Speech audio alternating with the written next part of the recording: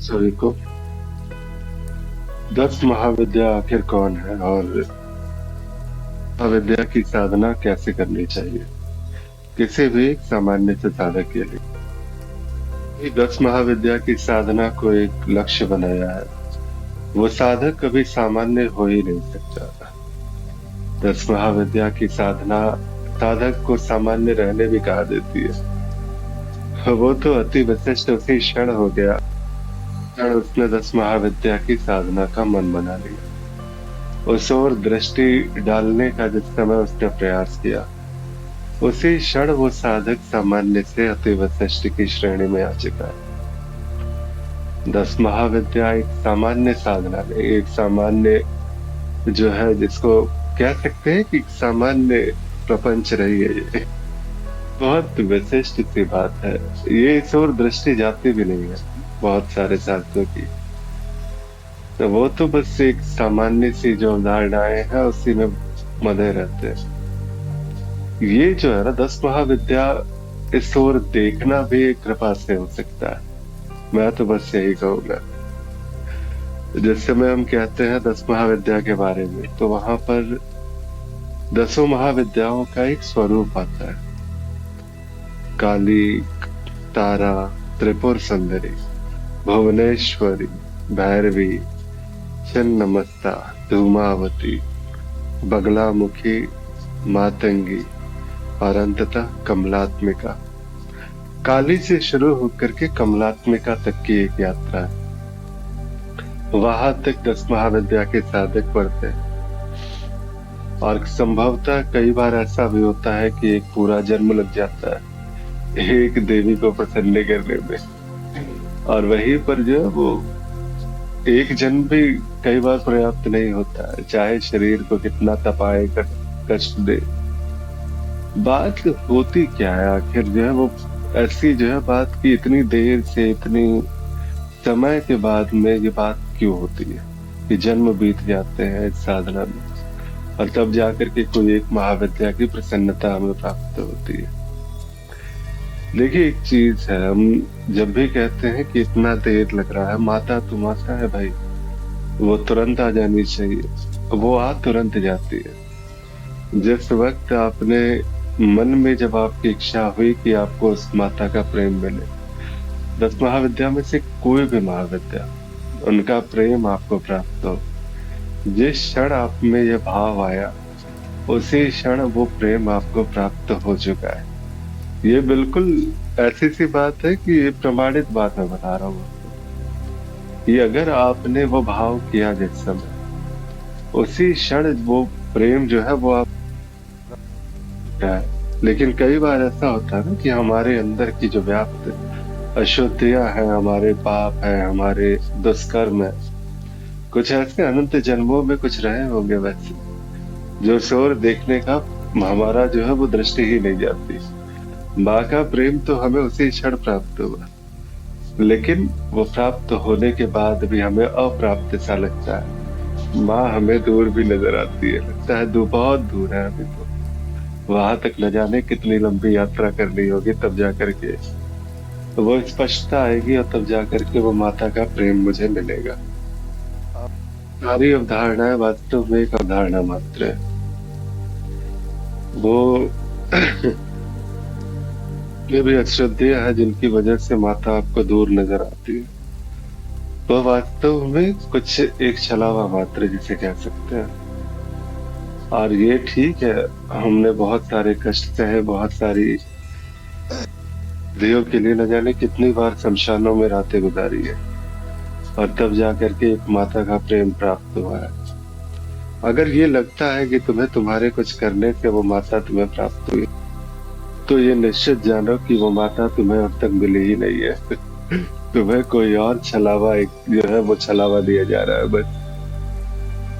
माता का प्रेम जिस क्षण मिलता है उसी क्षण ये स्पष्ट हो जाता है। जो कुछ भी यात्राएं की, जिस भी क्षण हमने प्रथम बार माता को प्रेम से पुकारा था उसी क्षण माता हमें प्राप्त हो गई थी।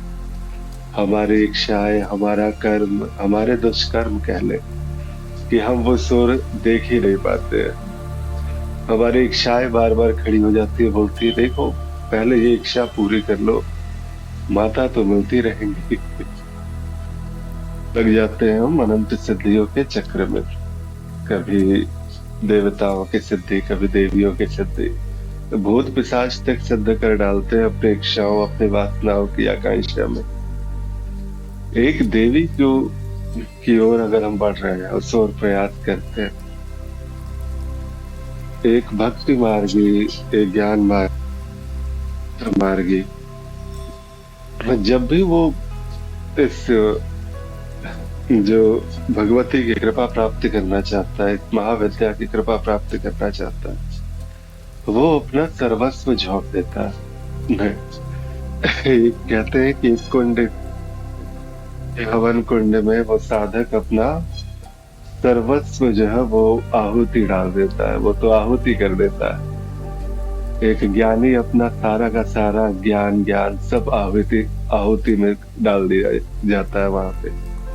जब एक तंत्र मार्गी आगे बढ़ता है तो उसकी समस्त सिद्धियां, जन्म जन्मांतर की जो साधनाएं रही थी, वो इस अग्नि में आहुति दे देता है।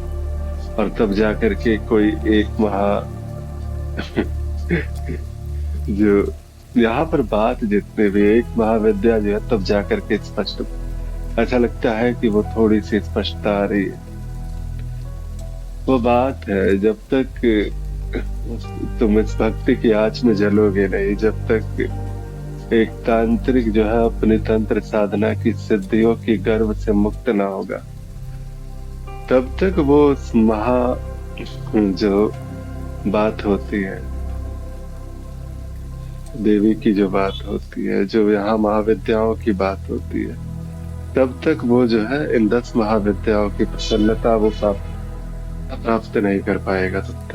तब तक ऐसे ही चलता रहेगा सारी की सारी बातें।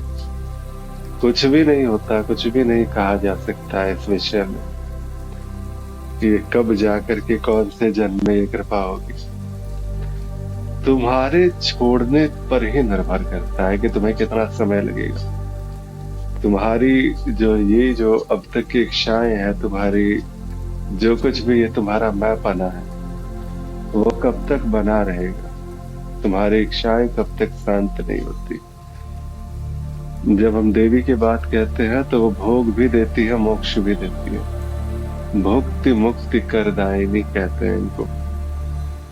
और जब यहाँ पर ये कहा जाता है तो भोगों से जब तक तुम तृप्त नहीं हो जाओगे, तब तक कहाँ वो मुक्ति की ओर लेके आने वाली है। घूमो जब तक भोगों में ही तुम्हारा दिल लगता है। देवी तुम्हें सर्वस्व सब कुछ देंगी। इस स्वप्न में ही अगर तुम्हें चाहिए, अगर यही खेलना है, तो तुम्हारे खेलने के लिए पर्याप्त सामग्री उपलब्ध है। एक माता, जैसे कहते हैं ना कि एक माता और बच्चे जो है, बच्चे के साथ में जा रही थी एक मेले में। बच्चा बिछड़ गया, बिछड़ करके जो मेले की दुकान है वहां पर वो देखने लगा। बहुत सारी सामग्रियां थी वहां पर, उसी दुकानों में रस आने लगा और वो भूल गया कि वो किसी माता के साथ में भी था।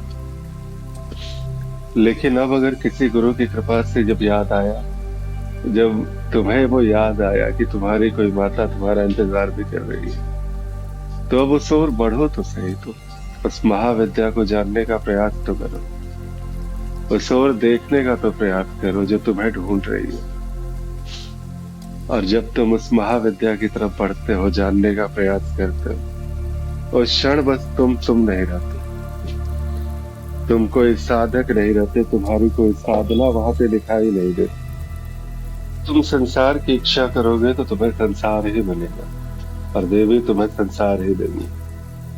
लेकिन अगर यहाँ से वाकई में ऐसा लगता है तुम्हें वो प्रेम चाहिए, तुम्हें स्वयं जो है वो महाविद्या का प्रेम जो है तुम्हें प्राप्त करना है, तो फिर यहाँ पर वो कृपा अवश्य होगी।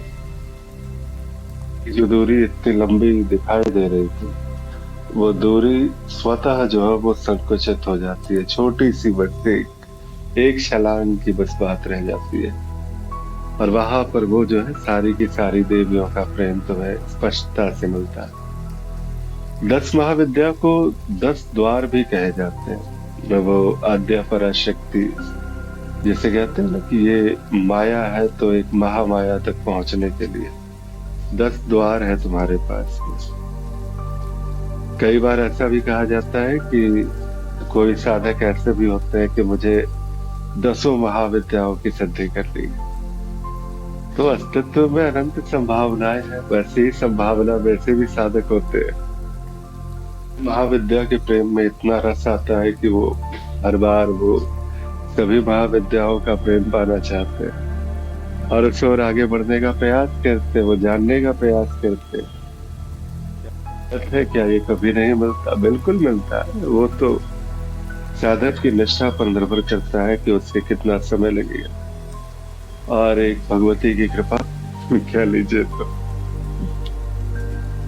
यहाँ निर्वाण धाम में हर साधकों को, जो भी 10 महाविद्या की साधना करना चाहते हैं, उनके लिए कुछ बताए जाते हैं, विधान है यहाँ पर।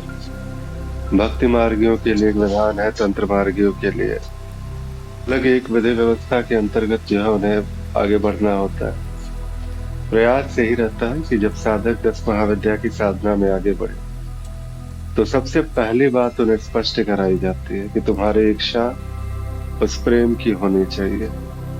अगर इच्छा जो है अभी भी भोगों की ओर है तो इसके लिए फिर अन्य साधनाएं हैं, उन साधनाओं की ओर ज्यादा प्रेरित किया जाता है। अगर तुम्हारी इच्छा वो विशुद्ध प्रेम की है तो अवश्य इस महाविद्या की साधना में आगे बढ़ सकते हो और वो अंतिम बात जो तुम जानना चाहते हो, जो पाना चाहते हो, वो तुम पा सकते हो।